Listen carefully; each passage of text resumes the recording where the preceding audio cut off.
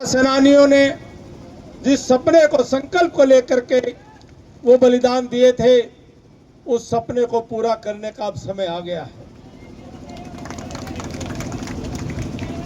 एक बार सोच करके देखो, ये जो तिरंगा यात्रा जैसा उत्सव हम हमारे दुनिया के सर्वाधिक लोकप्रिय जननेता, भारत के प्रधानमंत्री नरेंद्र भाई मोदी जी के आह्वान पर पूरे देश में कर रहे हैं, ये केवल एक कपड़े का टुकड़ा डंडे पर बांध करके चंद किलोमीटर की यात्रा नहीं कर रहे।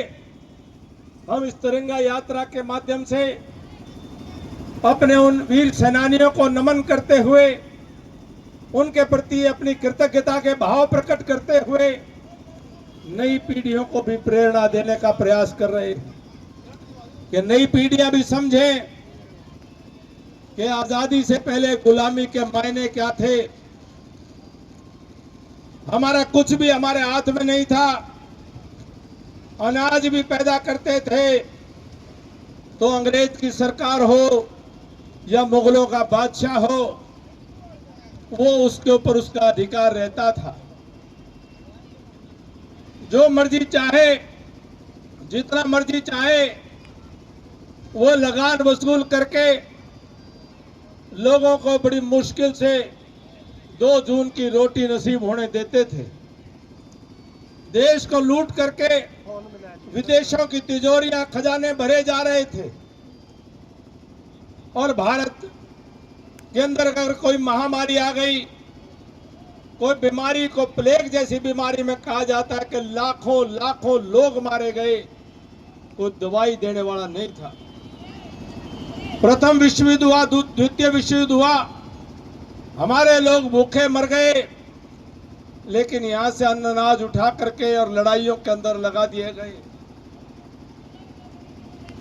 हमारा किसी चीज पर कोई अधिकार नहीं था। स्वामी दयानंद ने कहा था कब 1875 में कि स्वदेशी राजा कैसा ही हो, वह विदेशी राज से अच्छा ही होता है। 1857 की क्रांति के अंदर कितने ही रणबांकुरों ने अपने देश की आजादी के अंग्रेजों के खिलाफ जो प्रथम देशव्यापी लड़ाई में हिस्सा लिया, और ये हांसी जिला हमारा, उस हांसी जिले ने तो बहुत बड़ा उस 1857 की जंग में योगदान दिया था। जो लाल सड़क हांसी में आज हम देखते हैं, वो 1857 की लड़ाई में, उसके बाद अंग्रेजों ने जो हमारे स्वतंत्रता सेनानी थे उनके ऊपर गिरडी चला करके उनके खून से वो सड़क लाल हुई थी, इसलिए उसका नाम आज भी लाल सड़क के तौर पर याद किया जाता है। हमारे इस इलाके के बहुत लोगों ने स्वाधीनता संग्राम के अंदर हिस्सा लिया था। आज की इस तिरंगा यात्रा के माध्यम से हम अपने उन दिनों को भी याद करते हैं कि देश में फिर से गुलाम नहीं होने देंगे, और देश की गुलामी का मुख्य कारण लगभग 1000 साल विदेशी आक्रांता यहां करके राज करके हमें लूट करके चले गए। आप सोच करके देखो, 1000 साल जो देश गुलाम हुआ हो, उसके ऊपर क्या बीती होगी। और उसका एक ही कारण था कि हम लोग आपस में बटे रहते थे। हम एक दूसरे के कहीं ना कहीं जुड़ करके नहीं चलते थे। कभी हम राज्य रजवाड़ों में बट गए, कभी हम इलाकों में बट गए, कभी हम मजहब में बट गए, कभी हम जात पात में बट गए, कभी ऊंच नीच में बट गए। और हमने सोचा जब विदेश से आक्रमणकारी आते थे कि हमारी लड़ाई तो नहीं है, ये तो राजा लड़ लेगा, ये तो फलानी बिरादरी का राजा है, वो लड़ लेंगे, ये हमारी लड़ाई नहीं है, और इस देश को गुलाम कर दिया। आज फिर राष्ट्र विरोधी ताकतें ये सोशल मीडिया, डिजिटल मीडिया का इस्तेमाल करके दुनिया के दूसरे देशों के माध्यम से मैं किसी देश का नाम नहीं लेना चाहता। दूसरे देशों में बैठ करके हमारे इन नामों की आईडी बना करके, चेहरे लगा करके और समाज को बांटने के लिए, समाज में आग लगाने के लिए, एक जाति को दूसरी जाति से बढ़ाने के लिए आज भी वो षड्यंत्र चल रहे हैं और हम उस षड्यंत्र का हिस्सा बन जाते हैं। एक कोई मेरे गांव को, मेरे बिरादरी को, मेरे भाईचारे को, मेरे परिवार को कोई छोटी सी बात कह दे तो मैं छुई मुई हो गया हूं।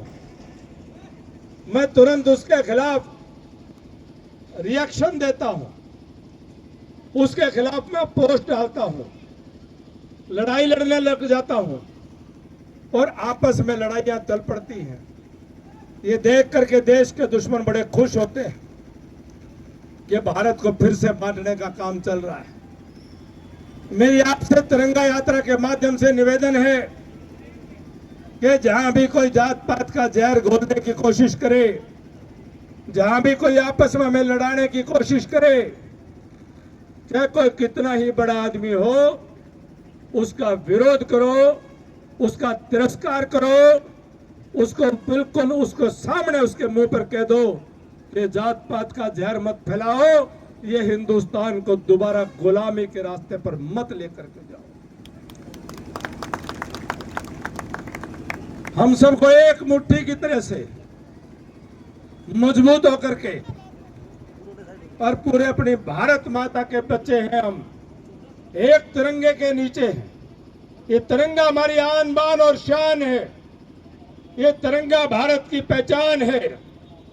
इस तिरंगे को लेकर के देश की सीमाओं के ऊपर हमारे बेटे भाई, हमारी बेटियां भी अब वह हवाई मार्ग से तो एयरफोर्स में हो, वह आर्मी में हो, थल सेना में, बड़ी बड़ी ऊंची बर्फीली पहाड़ियों में, तपते रेगिस्तान में, खतरनाक जंगलों में, वो तिरंगा लेकर के वो देश के लिए लड़ने और मरने के लिए तैयार रहते हैं।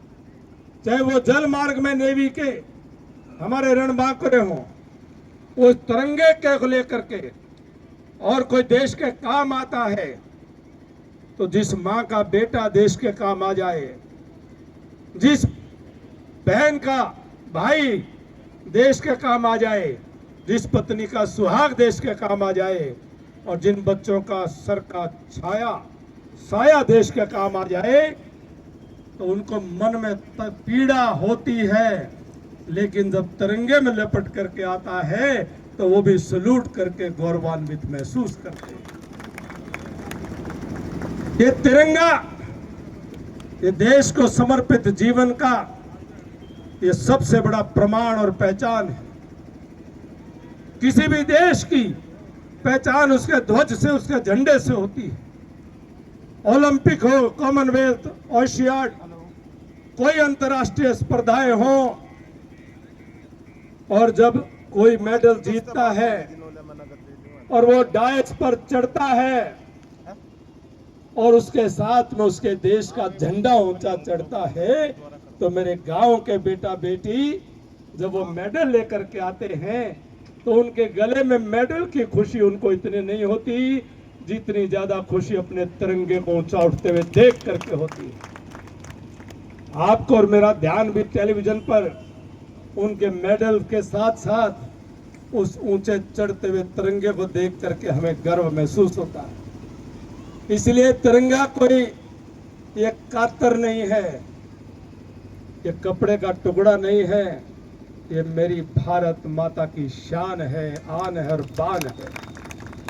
और हम सबको इसके लिए पूर्ण समर्पण के साथ ये यात्रा हम लेकर के निकलेंगे। कोई राजनीतिक यात्रा नहीं है, ये देश के लिए समर्पण की, देश के लिए यज्ञ में एक आहुति देने का काम है।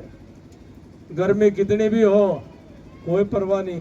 दौलत राम जी, आप तो कर लियो आराम, आपकी तबीयत ठीक नहीं, लेकिन हमें कोई परवाह नहीं।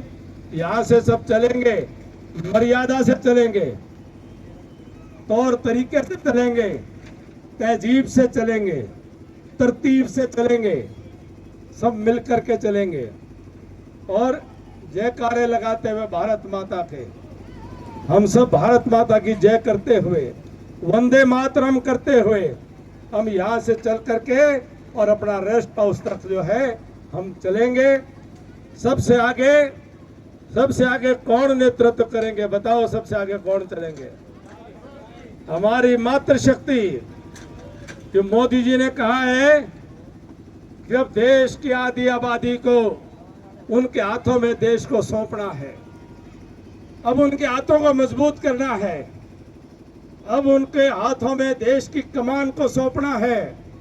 समाज के हर काम में जब सीमाओं पर वर्दी पहन करके हमारी बहन बेटियां देश के लिए लड़ रही हैं, हवाई मार्ग से वह लड़ रही हैं, जल मार्ग से लड़ रही हैं, कुश्ती और बॉक्सिंग में हमारे लिए एथलेटिक्स में मेडल लेकर के आ रही है, तो हमारी बहन बेटियां, हमारी मातृशक्ति वह हर क्षेत्र में अगवानी करने के योग्य है। सबसे आगे बहन बेटियों का, हमारी मातृशक्ति का जत्था चलेगा